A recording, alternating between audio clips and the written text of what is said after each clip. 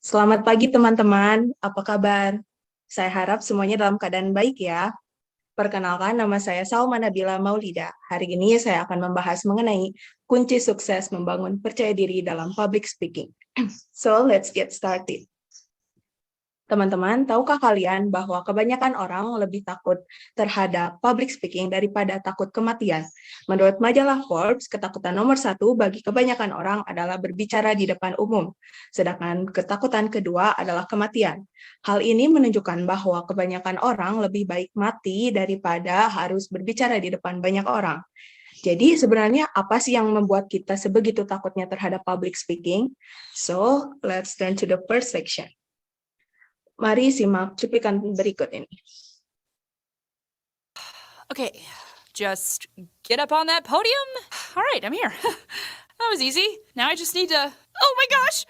How many people are in the audience? 100? 1,000? Don't count. Okay, I can do this. I'm gonna focus on my notes. What did I have written down again? Hello. Okay, if this sounds like your worst nightmare, you're not alone. Actually, you're one of the estimated 70% of the population that has an intense fear of public speaking. Nah, dari video tersebut kita tahu bahwa kebanyakan orang takut terhadap public speaking karena kurangnya rasa percaya diri. Bahkan 70% dari populasi di dunia mengalami ketakutan terhadap public speaking. Tapi teman-teman jangan khawatir karena hari ini kita akan membahas mulai dari alasan kenapa kita tidak percaya diri hingga bagaimana membangun percaya diri dalam public speaking. So, let's turn to the first section. Nah, sebelum kita membangun percaya diri dalam public speaking, kita perlu terlebih dahulu mengenal apa sih alasan kenapa kita bisa kurangnya percaya diri. Nah, so inilah dia 3 penyebab utama seseorang tidak percaya diri. Yang pertama, you care too much about what other people think, atau kita terlalu memikirkan apa yang orang lain pikirkan. Sebenarnya tidak apa-apa kok jika kita memikirkan pendapat orang lain tentang kita, karena kita sebagai public speaker tentunya ingin dong merasa dihormati ataupun dihargai dan memberikan impresi atau kesan yang baik bagi audiens. Namun yang salah adalah ketika kita terlalu memikirkan apa yang mereka pikirkan tentang kita, sampai-sampai kita merubah cara bicara kita atau sengaja menunjukkan apa yang orang lain ingin lihat, padahal sebenarnya tidak ada pada diri sendiri. Maka dari itu, yakinilah bahwa menjadi diri sendiri akan membuat kita menjadi lebih percaya diri. Dan yang kedua, negative thinking atau berpikiran negatif. Teman-teman ingat pepatah mengatakan bahwa you become what you think, yang artinya kita bisa menjadi seperti apa yang kita pikirkan. Jangan-jangan selama ini kita tidak percaya diri terhadap public speaking karena kita memiliki prasangka buruk tersebut. Padahal kita sudah menyiapkan materi yang cukup bagus.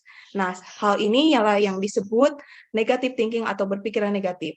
Coba deh teman-teman ubah pikiran negatif tersebut menjadi lebih positif dengan mengatakan kalimat, saya bisa berbicara di depan banyak orang dan saya mampu menunjukkan kelebihan saya.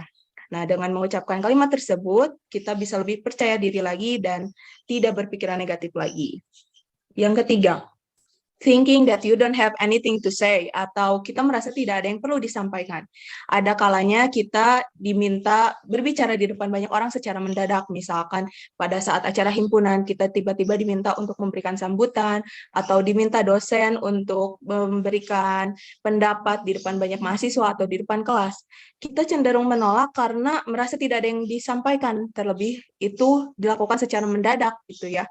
Nah, penolakan ini sebenarnya bisa mengurangi rasa percaya diri kita. Oleh karena itu, jika kita diminta berbicara kapanpun, cobalah utarakan apa yang ada di otak kita sebisa mungkin. Utarakan pendapat, karena seperti yang kita tahu bahwa berbicara merupakan bakat milik semua orang. Maka dari itu, bakat ini tidak boleh disia-siakan. Jadi sebisa mungkin kita utarakan apa yang ada di pikiran kita. Nah, itulah tadi 3 penyebab utama seseorang tidak percaya diri. Oleh karena itu, 3 hal ini perlu dihindari agar kita bisa meningkatkan percaya diri. Nah, teman-teman, setelah mengenal alasan apa saja yang membuat kita tidak percaya diri, inilah saatnya kita membangun atau mempelajari kunci sukses membangun percaya diri dalam public speaking yang lebih sering dikenal dengan triple P method. Yang pertama prepare, kedua practice, dan ketiga perform. Mari kita bahas satu-satu.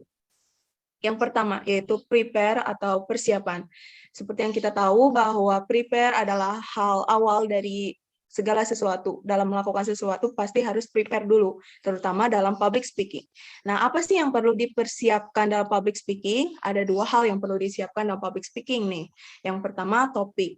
Sebelum kita membuat topik atau sebelum kita menentukan topik, kita perlu mengenal dulu sifat acaranya nih, baik formal maupun non-formal, dan latar belakang audiens. Cara mengetahui latar belakang audiens ialah coba kalian cari satu alasan kenapa mereka bisa duduk di tempat yang sama dan mendengarkan kita berbicara. Atau kalau perlu telusuri juga pekerjaan mereka apa, pendidikan mereka apa, rata-rata usia mereka berapa, lalu atau karena kita tidak mungkin kan kalau misalnya menggunakan bahasa-bahasa yang sulit, sedangkan audiens kita hanyalah anak SD atau anak SMP. Nah, oleh karena itu perlu terlebih dahulu mengenal audiens dan sifat acara tersebut. Kemudian kita cari topik yang relevan sesuai dengan tema acara tersebut. Nah, setelah kedua hal ini dikerjakan, baru kita bisa brainstorming atau mengumpulkan ide-ide dan menyusun ke dalam materi yang kompak. Nah, yang kedua, yang perlu disiapkan ialah bagaimana kita cara menyampaikan public speaking. Dalam menyampaikannya ada 3 struktur yang perlu diperhatikan. Yang pertama, hook intro atau bagaimana kita mengawali public speaking. Cara mengawali public speaking bisa menggunakan shocking facts atau fakta yang mengejutkan seperti, did you know that fear of public speaking cut wages by 10%? Dan atau kita juga bisa menggunakan jokes atau lelucon yang membuat mereka tertawa sehingga kita bisa mengambil perhatian mereka.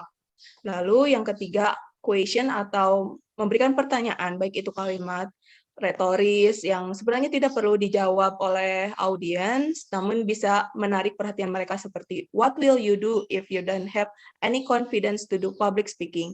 Atau kita juga bisa menggunakan kalimat interaktif. Lalu untuk menyampaikan isi dari public speaking tersebut, kita perlu menyisipkan supporting evidence atau bukti yang akurat, otoritatif, terkini, dan tidak bias. Kenapa sih kita harus menyisipkan evidence ini? Karena public speaking tanpa adanya supporting evidence hanyalah omong kosong. Oleh karena itu, sebisa mungkin kita sisipkan bukti yang ada, baik itu pengalaman pribadi, atau fakta-fakta yang ada, atau jika perlu, data statistik yang relevan dengan topik kita.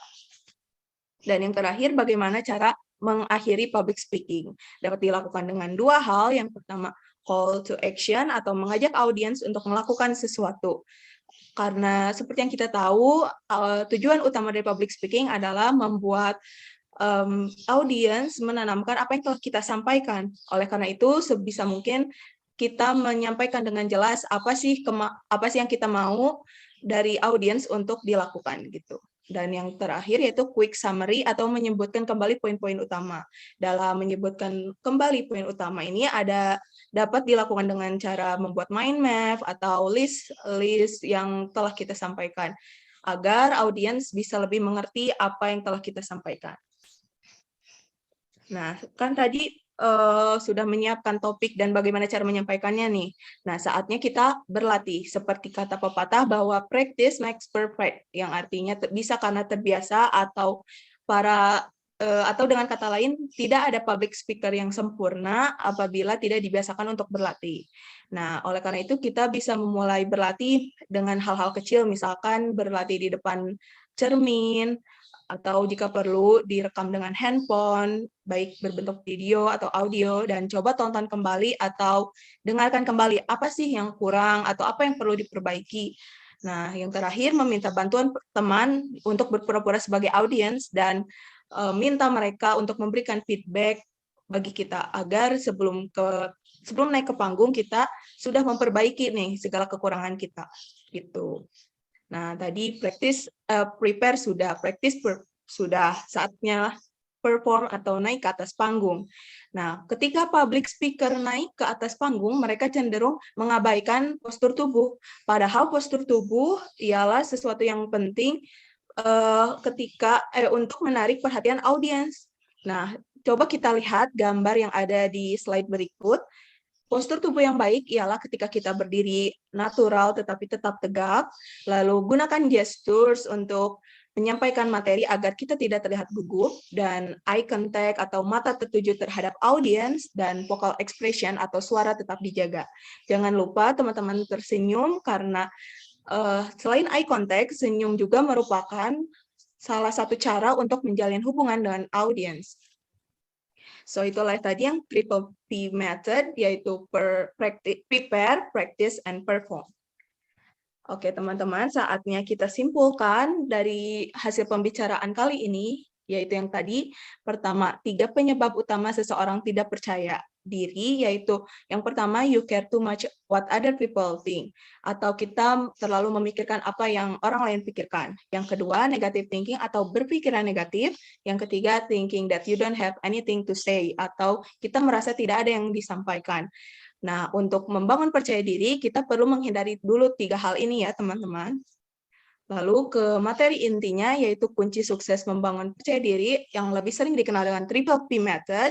Ada prepare, dalam apa sih yang perlu dipersiapkan dalam public speaking, ada 2, yaitu topik dan bagaimana cara menyampaikannya. Dalam membentuk suatu topik pun harus mengenal dulu acara dan audiensnya, lalu cari topik yang relevan, dan baru bisa memulai untuk brainstorming. Nah, untuk menyampaikan public speaking pun ada 3 struktur yang perlu diperhatikan. Yang pertama, hook intro, atau bagaimana mengawali public speaking dapat dilakukan dengan cara memberikan fakta, lelucon, atau bertanya kepada audiens. Lalu di dalam menyampaikan isi materi pun harus disisipkan dengan supporting evidence. Supporting evidence yang digunakan pun harus akurat, otoritatif, terkini, dan tidak bias. Dan yang terakhir, cara mengakhiri public speaking pun dapat dilakukan dengan 2 cara, yaitu call to action atau quick summary. Nah, setelah prepare, muncullah practice atau berlatih. Dapat dilakukan dengan hal-hal kecil seperti di depan kaca atau direkam menggunakan handphone, baik itu video ataupun audio, dan meminta teman untuk menjadi audiens dan memberikan kita feedback. Dan yang terakhir, perform atau tampil di atas panggung. Dan hal yang perlu diperhatikan saat perform adalah eye contact atau mata tertuju pada audiens, dan vocal expression atau ekspresi suara, dan stand naturally tetapi tetap tegak, dan arms and gesture pun tetap dipakai agar kita tidak terlihat gugup dan senyum. Oke, segitu yang bisa saya sampaikan mengenai kunci sukses membangun percaya diri atau yang lebih sering dikenal triple P method. Saya harap teman-teman bisa menanamkan ilmu yang telah saya berikan. Mari kita membuka sesi Q&A. Jika teman-teman ada pertanyaan, boleh raise hand atau cantumkan pertanyaannya di kolom komentar. Terima kasih. Ada 2 penanya, boleh Juni terlebih dahulu. Baik, terima kasih Salma atas presentasinya yang luar biasa. Saya mau bertanya tentang gimana sih cara kita mengatasi kondisi di mana saat kita memulai public speaking kita dengan jokes sebagai hook intro, tapi audiensnya itu nggak ketawa. Terima kasih. Oke, izin menjawab ya. Saya ulang pertanyaannya terlebih dahulu, ketika kita memulai public speaking dengan jokes tetapi tidak ada yang tertawa ya. Nah, cara mengatasinya, kita tidak perlu menunggu mereka tertawa, langsung saja lanjutkan aja apa materi selanjutnya gitu. Jadi ketika misalkan kita kasih jokes nih, syukur-syukur mereka ketawa. Ya, kalau misalnya mereka ketawa, ya beri waktu terlebih dahulu gitu sampai mereka berhenti tertawa, dan baru lanjutkan speakingnya lagi. Tapi ketika mereka tidak tertawa, kita acuh saja, tetap pede saja, lanjutkan speaking atau materi yang kalian itu. Jadi tidak usah khawatir atau tidak perlu cemas ketika mereka tidak tertawa, tapi bawa enjoy aja dan lanjutkan berbicara gitu. Anggap saja angin yang lewat, kayak gitu. Apakah menjawab pertanyaannya? Baik. Terima kasih Salma. Ya, sama-sama. Lalu pertanyaan kedua, boleh dari Shirley. Oke. Terima kasih untuk materi yang sudah disampaikan, and also your PowerPoint design is very cute. Pertanyaan saya, bagaimana cara menghindari rasa gugup di tengah-tengah menyampaikan pembicaraan? Thank you. Oke, terima kasih Sally. Saya ulang pertanyaannya. Jadi, bagaimana cara mengatasi saat kita gugup di tengah-tengah pembicaraan ya? Nah, cara mengatasinya ialah seperti yang telah saya sampaikan bahwa cobalah gunakan gesture sebisa mungkin agar kita tidak terlihat gugup. Karena kita kalau misalnya diem, tegap gitu ya di depan panggung, kita lebih cenderung merasa tegangnya tuh kerasa banget gitu ya. Nah, apalagi kalau misalnya kita tidak menggunakan gestures. Nah, oleh karena itu coba misalkan dari kanan ke kiri, pindah dari kanan panggung ke kiri panggung agar lebih merangkul audiens gitu. Jadi supaya lebih dekat dengan audiens dan juga gunakan gesture sebaik mungkin agar tidak terasa gugup. Kayak gitu. Apakah menjawab? Iya, terima kasih.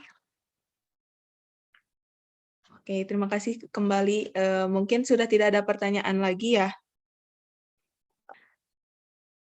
Saya kembalikan kepada Anggia. Terima kasih semuanya.